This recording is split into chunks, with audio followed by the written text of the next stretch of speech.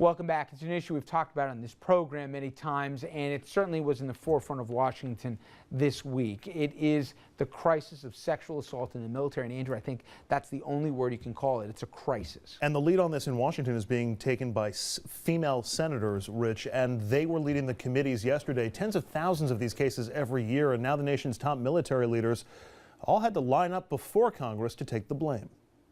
There was palpable frustration and impatience. How many women and men are being raped and sexually assaulted? Are you freaking kidding me?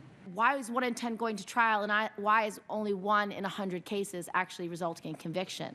It is the question that vexes the nation's most senior officers, all of them men. We're failing in our efforts to fully protect our people from sexual assault and sexual harassment. Sexual assault is criminal behavior that has no place in your United States Marine Corps. But the military leaders are all resisting efforts to have victims of abuse report to special military legal authorities instead of commanding officers. I believe it is essential that our commanders be involved in each phase of the military justice process. The problem of sexual assault has only gotten worse. An estimated 26,000 sexual assaults last year, up 35%. And in just the past few weeks, the head of a sexual assault response office charged with sexual battery. A soldier accused of secretly videotaping female cadets in the showers. 3 Naval Academy football players accused of rape. You have lost the trust of the men and women who rely on you. They're afraid to report. And for veteran and sexual assault survivor Anu Bagwati, those words rang true. Women and men must put up with all kinds of degrading behavior, not random acts, but rather routine rites of passage that are still condoned by senior enlisted and officer leaders.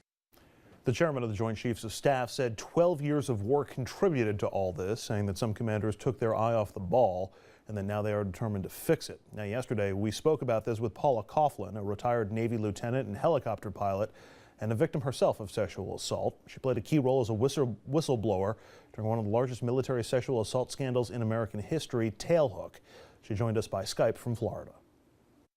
I think the answer is definitely to offer these commanders a tool to include in the skills that they already exemplify as commanding officers. They need to be able to have an impartial, unbiased third party handle these situations within their own command where they may be having to discern testimony from a victim under their command and a perpetrator under their command. And there's just such embedded bias that it never has statistically turned out well, and if you speak to any individual victim, it never turns out well.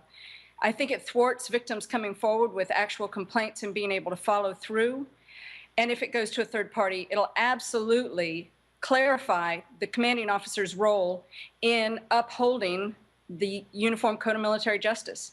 When they really never criminally prosecuted anybody from Tailhook, I think that was the green light every person in the military got as permission to behave, to sexually harass or sexually assault. The Senate has the authority to determine how the Department of Defense is going to start handling these criminal offenses, and the Senate needs to remember that. You know, at the crux of it really came down to right now the final say-so, it comes to the commanders. And what the argument was, and there's a resistance from all different services, branches, is take it out of their hands and put it instead in the hands of the criminal justice system. As a former second lieutenant in the Army, there's no way you can take it out of the chain of command. It doesn't work. Why? Because there's a certain amount of chain of command that has to stay in the place for anything to be controlled in the environment that you are in the military. Conflict of interest. It has. There's a major conflict that needs to be fixed, and there needs to be outlets for victims to go forward because any attack is wrong. But at the same time, to take it out of the chain of command, I think screws up a lot of things in the military. It really. Right now, we're doing now. Unfortunately, the situation ain't working either. Gillibrand herself, she's doing this for many reasons. One of which is 2016. By the way, you know there's what? no question about that. I don't care the motivations, the number and the frequency of this, and the people who are put in charge of putting programs to protect them being the offenders themselves.